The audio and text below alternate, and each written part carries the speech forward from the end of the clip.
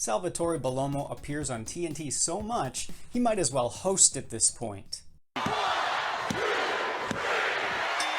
Thanks for tuning in to another special episode of Tyler Vance Rants. I am your host, Tyler Vance himself, and you're not. It's May 17th, 1985. On last week's TNT, the Polish power Ivan Putski demonstrated how Polish sausages are made. The living legend Bruno Sammartino revealed how he remains in shape despite being a full-time color commentator in his twilight years. And Vince McMahon brought a bargain bin quack doctor to conduct an illegal physical on cowboy Bob Orton's injured left arm, much to the shock of Rowdy Roddy Piper and myself. After pushing boundaries last week and most likely finding himself in legal hot water, what else is new at this point?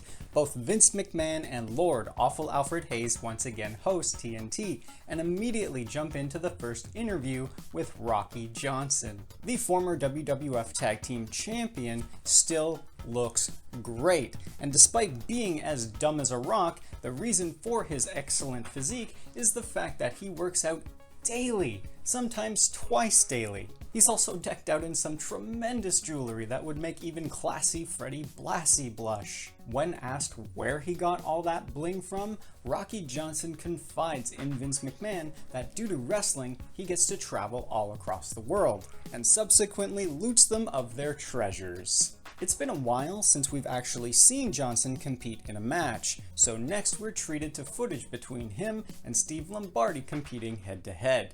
As two arm drag takedowns immediately cause Lombardi to think twice, retreating to the outside of the ring. Once back in the ring, it simply takes a backdrop and two drop kicks to get Johnson a sunset flip win.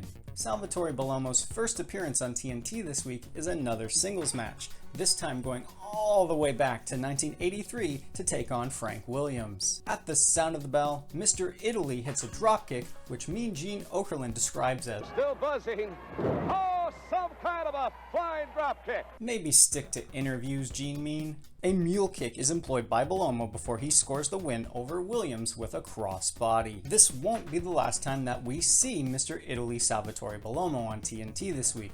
But don't worry, he won't be building any more of those stupid magazine boats. Instead, he's brought both Mama and Papa Bellomo with him, and all three of them plan on sharing some fine Italian cuisine with everyone.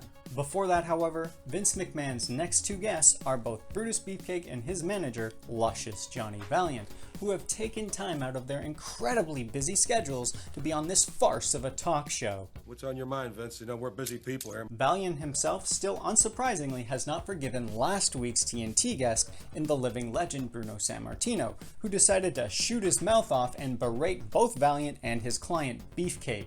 Let's not forget that it was Bruno Sammartino that attempted to mug Johnny Valiant at ringside, while in the ring at WrestleMania, his dope of a son David Sammartino got his butt handed to him by Brutus Beefcake. That's the kind of guy that guy is. He's a sick puppy. If Bruno Sammartino doesn't watch his mouth, Johnny Valiant will ensure that the living legend is simply known as the Legend, if you catch my drift. Paul, Roma, and Special Delivery Jones take on the WWF Intercontinental Champion Greg the Hammer Valentine and Brutus Beefcake in tag team action next, while Valentine and Beefcake are accompanied by their managers, the Mouth of the South Jimmy Hart and Luscious Johnny Valiant respectively. Roma quickly gets trapped in enemy territory, which allows Valentine to take advantage with a body slam elbow drop combination before going on to attack and weaken his opponent's leg in preparation for the figure 4 leg lock. While this is happening, Jones tries to interfere, but for once the incompetent referees of the World Wrestling Federation do their job, preventing the illegal entry, so Greg Valentine simply finishes his opponent off with a figure 4 leg lock. Back in the TNT studio, Vince McMahon asked both Brutus Beefcake and his manager Luscious Johnny Valiant whether they've ever considered teaming up together, especially considering Valiant himself was a tremendous tag team competitor in his heyday, alongside his brothers Gentleman Jerry and the boogie woogie maniac Jimmy Valiant. Unbeatable. Unfortunately, the atrocious smell of Salvatore Bellomo's cooking has become too much for luscious Johnny Valiant, so both he and Brutus Beefcake have to leave before they end up with their lunch on the TNT floor. Yeah, it smells like Frankie Masgalazza's used car wash next to the Italian deli to go. This is smells like Sammartino's, bridegroom or something going on here. I can't handle it. Hey, Italian food is usually pretty good smelling and tasting, so if it's that bad, then Bellomo maybe should stick to wrestling. The final guest of TNT is the WWF Women's Champion, Wendi Richter, who can't even begin to describe the amount of credit that her manager, pop star Cyndi Lauper, deserves for the amount of success that Richter herself has been able to achieve since signing the pop star as her manager. Listen, lady, Lauper does not have your best interests in mind. As soon as she finds a new toy to play with, you'll be yesterday's news. Take my advice and go chase down luscious Johnny Valiant before he actually leaves the studio, and then your career will reach heights you've never even dreamed were possible. The interview gets incredibly weird, and it's evident on Richter's face that she's uncomfortable with the way Vince McMahon's line of questioning goes, asking the WWF Women's Champion, would you seize the opportunity to settle down one of these days and have a family type of situation? Keep Vince McMahon away from women.